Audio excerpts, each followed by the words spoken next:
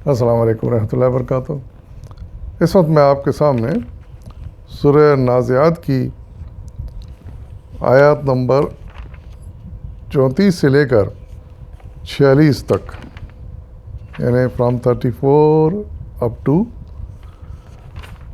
46 ان آیات کا ترجمہ لے کر حاضر ہوں۔ سماعت فرمائیے۔ اعوذ باللہ من الشیطان الرجیم، بسم اللہ الرحمن الرحیم۔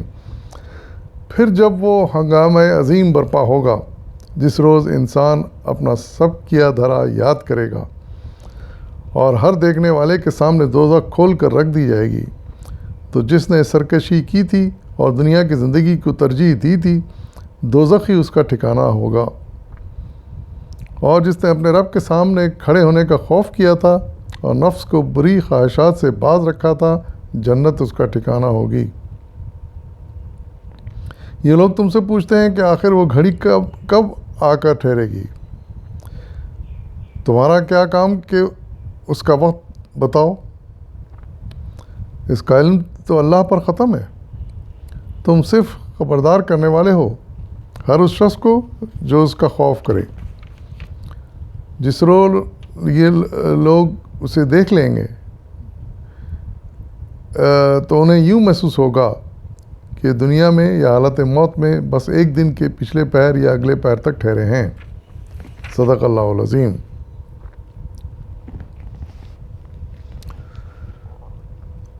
ان آیت میں سب سے پہلے تو اللہ تعالیٰ پھر قیامت کی یاد دلا رہے ہیں اور ارشاد فرما رہے ہیں کہ جب وہ ہنگام عظیم برپا ہوگا، یعنی ویری ویری بگ ڈیزاسٹر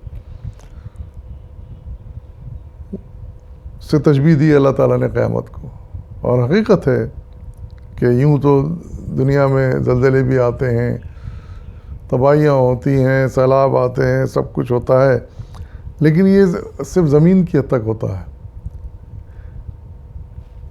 لیکن قیامت جو آئے گی وہ پوری کائنات کو اپنے ساتھ میں شامل کرے گی، یعنی پوری کائنات کا نظام درہم برہم ہو کے رہ جائے گا۔ نہ صرف یہ زمین بلکہ آسمان، دوسرے سیارے، ستارے، سبھی تباہ برباد ہوں گے، اور پھر ایک نئی زمین وجود میں آئے گی، نئی کائنات وجود میں آئے گی جس کا نظام اس نظام سے، اس دنیا سے بالکل مختلف ہوگا۔ تو اس دن کے بارے میں ارشاد فرمایا جا رہا ہے کہ انسان اپنا سب کیا دھرا یاد کرے گا، یعنی پہلا سور پھونکا جائے گا، سب کچھ تباہ ہو جائے گا، برباد ہو جائے گا، سارے زندہ لوگ مر جائیں گے۔ پھر جب دوسرا سور پھونکا جائے گا تو جیسے آیتوں میں پہلے آیا ہے کہ سب مرے ہوئے لوگ دوبارہ زندہ ہو جائیں گے اور زمین سے باہر نکل آئیں گے۔ تو اس وقت انسان کو یقین ہو جائے گا کہ ہاں یہ وہی دن ہے جس کا کہ ہم سے کہا جاتا تھا، قیامت آ گئی ہے، ہمیں دوبارہ زندگی مل گئی ہے، اب ہمیں اپنے اعمال کا جواب دہ ہونا ہے۔ تو یہ جب آدمی سوچے گا تو ساتھ ہی ساتھ اس کو اپنی پچھلی زندگی یاد آئے گی، پوری اپنے ساری حرکتیں، اپنے سارے کارنامے یاد آئیں گے، وہ سب کچھ یاد کرے گا۔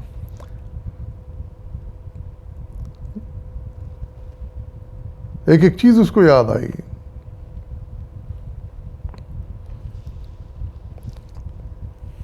اور ارشاد فرمایا جا رہا ہے کہ ہر دیکھنے والے کے سامنے دوزخ کھول کے رکھ دی جائے گی،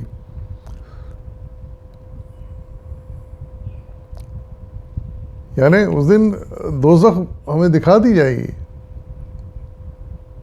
ہم دور سے اس کا نظارہ کر لیں گے، ہمیں پتہ چل جائے گا کہ جس دوزخ کے بارے میں بار بار خوف دلایا جاتا تھا وہ ہے، واقعی ہے،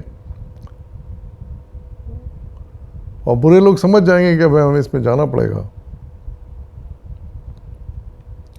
اور حقیقت ہے کہ حساب کتاب کے بعد پھر وہی اس کا ٹھکانہ ہو گیا۔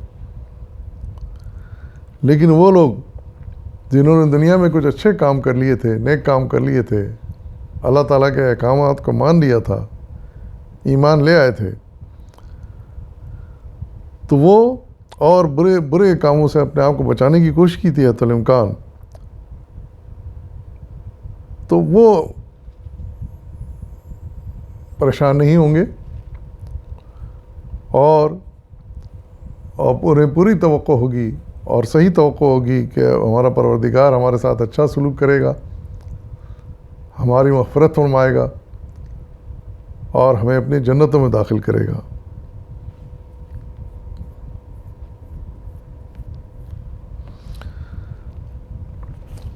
پھر ارشاد فرمایا جا رہا ہے کہ یہ لوگ تم سے پوچھتے ہیں کہ آخر وہ گھڑی کب آ کر ٹھہرے گی؟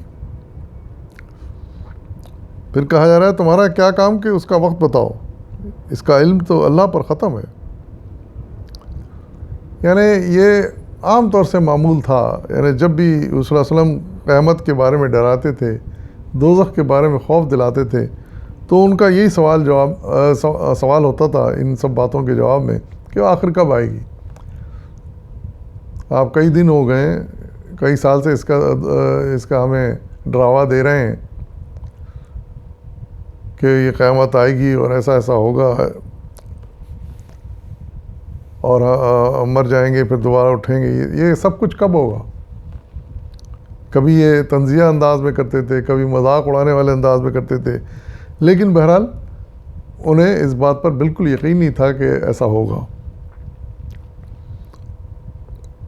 تو ان کے اس سوال کے جواب میں کہ آخر کب آئے گی وہ قیامت، تو اللہ تعالیٰ ارشاد فرما رہے ہیں ان سے کہہ دو کہ یہ تمہارا کام نہیں ہے کہ اس کا وقت بتاؤ، یہ تو اللہ ہی بہتر جانتا ہے اس کا وقت، اس نے کسی کو نہیں بتایا اس کا وقت، وہ بہتر جانتا ہے، اسی کا مقررہ کردہ وقت ہے، اپنے وقت پر وہ آ کے رہے گی۔ تمہارا کام رسول اللہ صلی اللہ علیہ وسلم کے بارے میں ارشاد فرما رہے ہیں اللہ تعالیٰ کہ تمہارا کام تو صرف یہ ہے کہ تم ان کو بتا دو، ان کو خبردار کر دو، ان کو وارننگ دے دو۔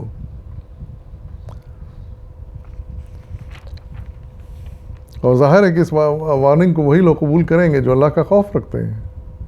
جن کو اللہ کا خوف ہی نہیں ہے ان پہ نہ اس وارننگ کا کوئی اثر ہوگا، نہ اس ڈراوے کا کوئی اثر ہوگا، نہ اس ماحول کا جو نقشہ پیش کیا جا رہا ہے بار بار کہ کیسی تباہی بربادی ہوگی، اس کا کچھ خوف ان کو ہوگا۔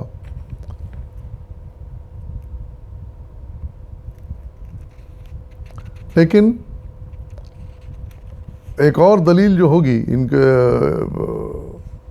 جو خود یہ دیکھیں گے اور یہ محسوس کریں گے کہ جب یہ پچھلی زندگی کے بارے میں سوچیں گے، جیسا کہا گیا ہے پچھلی زندگی کی پوری یاد آ جائے گی، لیکن یہ لگے گا انہیں یہ جو زندگی گزری ہے جس کو گزار کر دنیا میں آئے، وہ مشکل سے ایک دن یا اس کا کچھ لمحہ تھا، اس کا کچھ حصہ تھا جو گزار کے آ گئے دنیا میں۔ اندازہ لگائیے آپ کہ پچھلی زندگی کتنی مختصر نظر آئے گی، چاہے وہ 80 سال گزاری ہو، 100 سال گزاری ہو، لیکن جب مر کے جب ہم دوبارہ اٹھیں گے تو ہمیں ایسا لگے گا کچھ عرصے ہم جی کے دنیا میں آئے ہیں۔ یعنی اوقات کا تصور اور سب کچھ تبدیل ہو جائے گا۔ برسوں ہم مری ہوئی حالت میں ہم پڑے رہے دنیا میں، وہ بھی ہمیں لگے گا کہ بس کچھ دیر سو کے اٹھے ہم۔ تو یعنی ہر چیز کا تصور بالکل بدل جائے گا۔